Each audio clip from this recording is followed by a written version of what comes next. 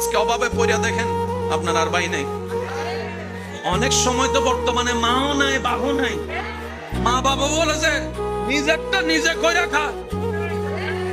বর্তমানে বাস্তব না বাস্তব আপনারা বলেন।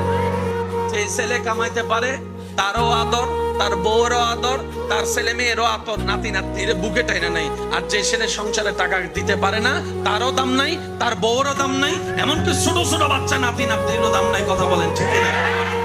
এই বাস্তবতা মানতে না চালেও মেনে নিতে হবে যারা বুদ্ধিমান আছে, জ্ঞানওয়ালা।